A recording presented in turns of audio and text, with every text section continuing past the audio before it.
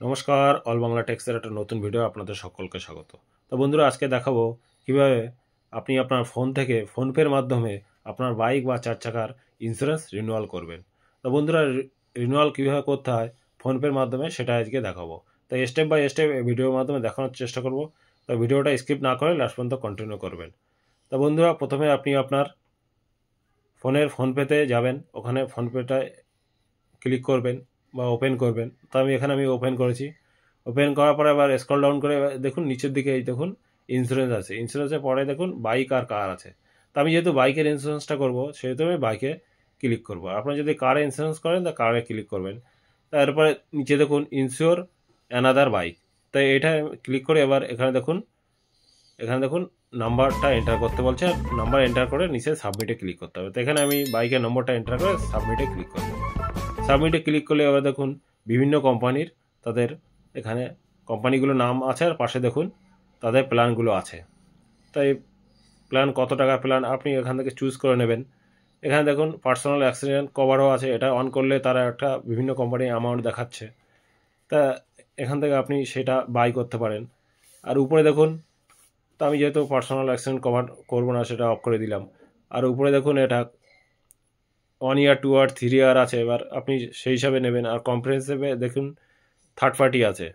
তো এখানে থার্ড পার্টিরও একটা অ্যামাউন্ট দেখাচ্ছে। থার্ড পার্টির একটু কম, থার্ড পার্টি কোনো ক্লেম হবে না বাইচান্স অ্যাক্সিডেন্ট হলে। তাই এটা আমি কম্প্রিহেনসিভ রাখছি। এবার এখান থেকে আমি একটা কোম্পানি চুজ করে তার প্ল্যানটাকে আমি বাই করব। তো এখান থেকে আমি নিচে স্ক্রল ডাউন করে এবারে বাজাজ অ্যালায়েন্সের এই এটা আমি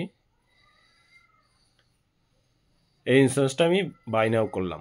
বাই নাও করার পরে এবার এখানে পুরো ডিটেলসটা এখানে দেখিয়ে দেবে কতদিন থেকে কতদিন। 1 বছরে আমি এটা বাই করলাম। তার নিচে দেখুন জিএসটি সমেত দেখুন অ্যামাউন্ট একটা দেখিয়ে দিয়েছে। আর ডান পাশে দেখুন বাই প্ল্যান। তাই বাই প্ল্যানে ক্লিক করব। বাই প্ল্যানে ক্লিক করলে এরপরে দেখুন আপনার ইউপিআইয়ের মাধ্যমে এই টাকাটা পেমেন্ট করতে হবে। তা এখানে যে ব্যাঙ্কটা আপনি সিলেক্ট করে নেবেন। সিলেক্ট করার পরে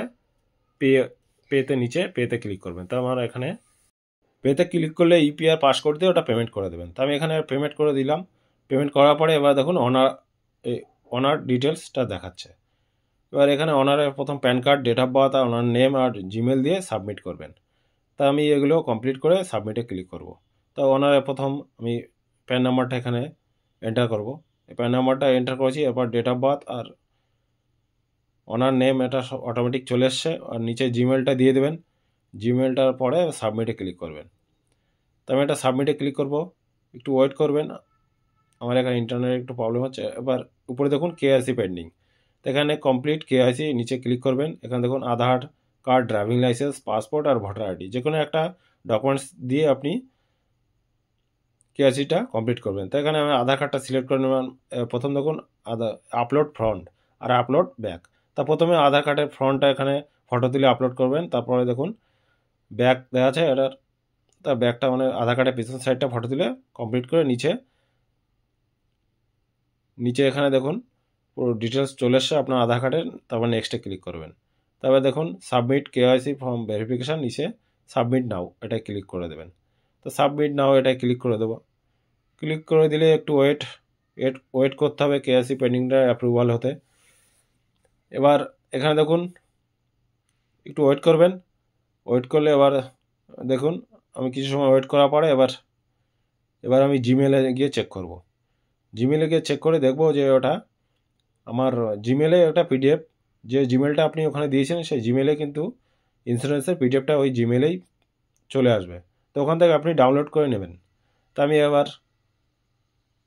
আমি এবার জিমেলটা চেক করে দেখব জিমেলে এসেছে কিনা। এই দেখুন আমি জিমেলে এই দেখুন প্রথম ফোনপে ইন্স্যুরেন্স, কনগ্রাচুলেশন, এই দেখুন সাকসেসফুলি দেখাচ্ছে। বা নিচে দেখুন এই পিডিএফটা, এখান থেকে ডাউনলোড করলেই পিডিএফটা ডাউনলোড হয়ে যাবে।